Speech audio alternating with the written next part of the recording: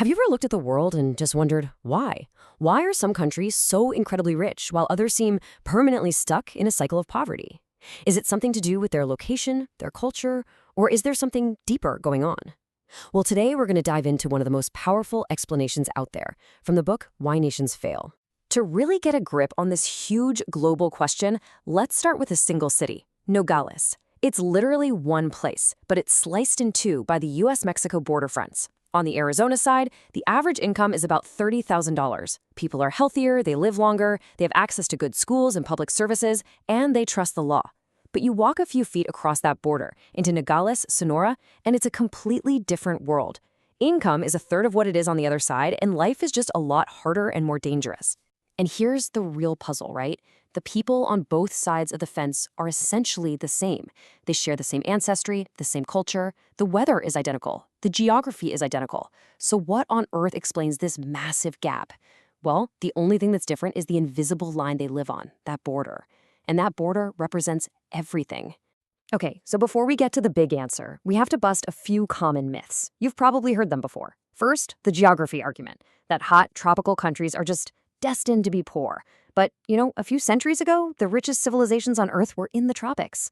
Then there's the culture argument, but that often just ignores the devastating impact of things like colonialism. And finally, my favorite, the ignorance theory, that leaders in poor countries just don't know the right policies. The reality? They know exactly what they're doing.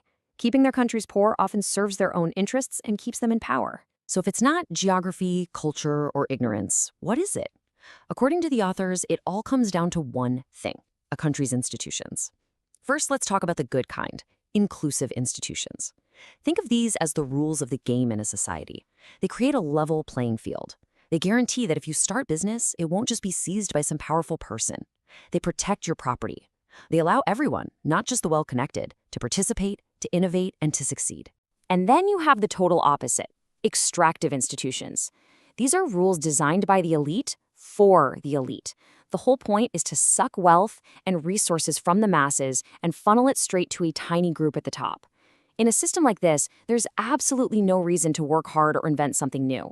Why bother if you know someone in power is just going to take it all away from you? If you want a really stark, almost unbelievable modern example, just look at the Korean Peninsula. Remember, until 1945, this was one country. Same people, same culture, same history. After the split, South Korea went down the path of inclusive institutions. They embraced private property, market economics, and rewarded innovation. What happened? It became a global economic powerhouse. Think Samsung, Hyundai. North Korea, on the other hand, created one of the most purely extractive systems ever. The state owns everything, controls everything. The result? Economic collapse and horrible famine. It is a perfect and tragic real-world experiment. Okay, so that raises a huge question, right? If institutions are the key, how does a country get stuck with one type over the other? It's not like leaders just wake up one day and choose extractive. The answer, it turns out, is buried in history. At key moments the authors call critical juncture. For example, let's go all the way back to the Black Death in the 1300s. Before the plague hit, most of Europe, East and West, was pretty similar, run by feudal lords. Then this horrific plague sweeps through and wipes out almost half of the population. This created an insane labor shortage everywhere. This was a critical juncture, a massive historical event that completely upended the old way of doing things. Now, here is the fascinating part. The exact same event led to completely opposite results. In Western Europe, where peasants had a few more rights to begin with, the labor shortage gave them power. They could demand better wages and more freedom. Feudalism started to crack, and that set the stage for modern market economies.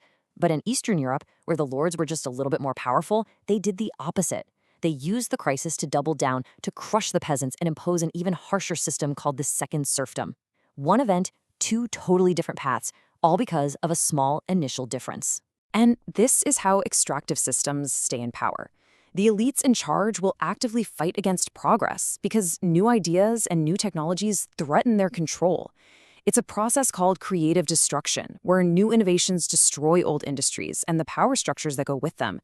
I mean, look at this quote. When William Lee invented a new knitting machine back in 1589, Queen Elizabeth I flat out rejected his patent. Why? Because she was afraid it would cause unemployment and unrest that could threaten her own power. Elites in these systems are terrified of creative destruction. But on the flip side, you get what's called a virtuous circle.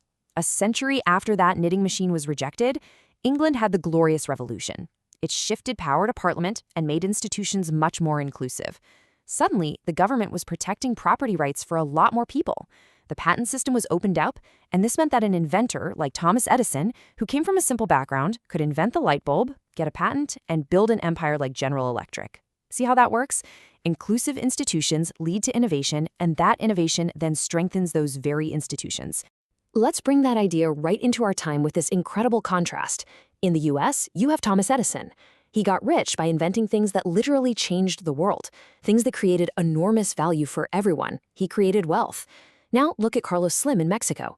He became one of the richest men alive mainly by using his political connections to buy the state-run telephone monopoly. He didn't really invent anything new. His company just extracted massive profits from Mexican citizens who had no other choice for phone service. One system rewards innovation, the other rewards political connections. So here's the bottom line, the crucial takeaway from all of this. A nation's prosperity isn't determined by its climate, its culture, or even by having brilliant leaders. It's determined by its institutions. It's about creating a system that allows everyone to participate, not just a privileged few. It's about breaking that vicious cycle of extraction and building a virtuous cycle of inclusion. And this really leads us to the final and maybe the most challenging question of all. If we know the answer, if we know that inclusive institutions are the key to prosperity, why is it so incredibly hard for poor countries to just adopt them?